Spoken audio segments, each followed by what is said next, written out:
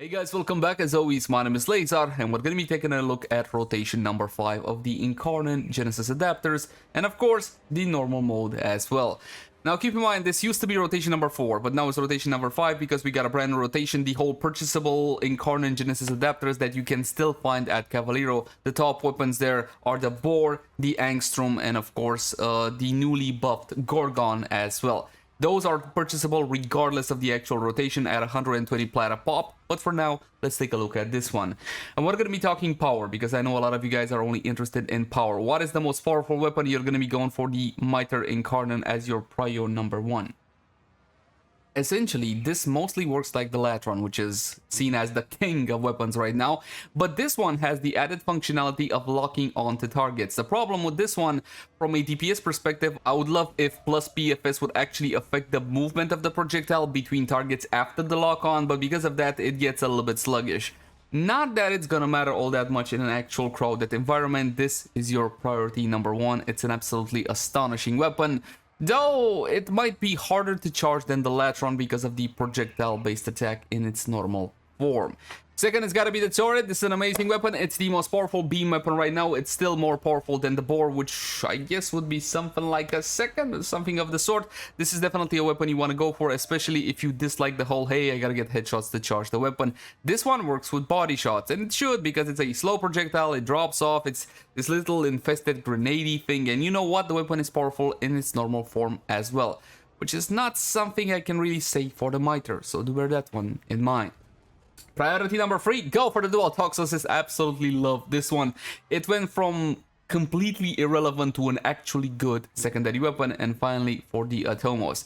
Atomos was launched bugged, some of the stuff didn't work on it. It's still not one of the best secondary weapons in the game from my humble point of view, but it's something that you should definitely check out. Big Explosion is good. Yes, fantastic. And finally, the dual Ichor, which I don't have any personal experience with because I don't care about melee. In any case, I got full and detailed build guides on the Mitre, the Torid, the dual Toxocyst, and the Atomos, so you can see for yourself how these weapons perform.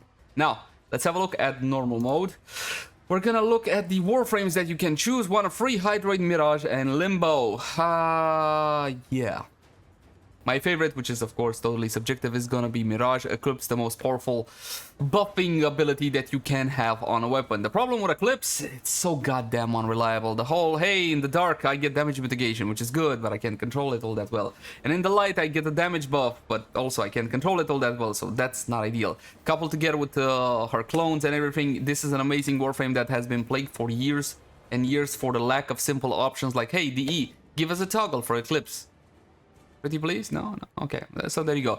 Mirage, again, fantastic weapon, buffer frame. As for Limbo, when I started playing Warframe back in 2017, something like that, this was a troll Warframe. Limbo had the ability to prevent you from finishing your missions. So you would get an ass in your mission, he would just say, you're not gonna finish this mission. Now, that functionality has been kind of being taken away from him, and he's a very, very different Warframe than... Essentially, he does something that nobody else does, so I encourage you, check out Limbo. And finally, Hydroid, which... Tentacle Daddy is fantastic from my own subjective point of view, believe it or not, and I'm not lying about this, he's one of my most played. And I know this might seem a little bit weird, dude, nowhere he's one of your most played, but I can explain why that is. Hold on, stats...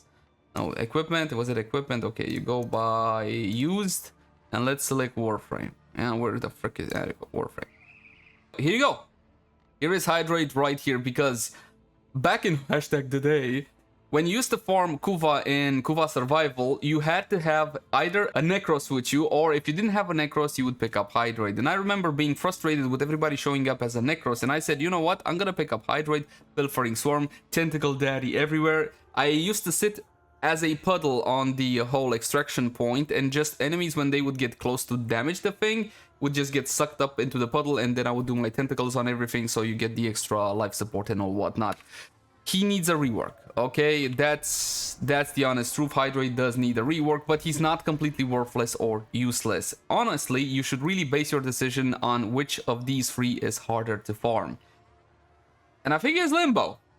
You had to go through the whole precept quest, and then with his items, I think they streamlined the farm ever since then, but I'm sure there's going to be a fantastic viewer that'll let us know in the comment section down below which is actually the hardest to farm, since I farmed these a long time ago.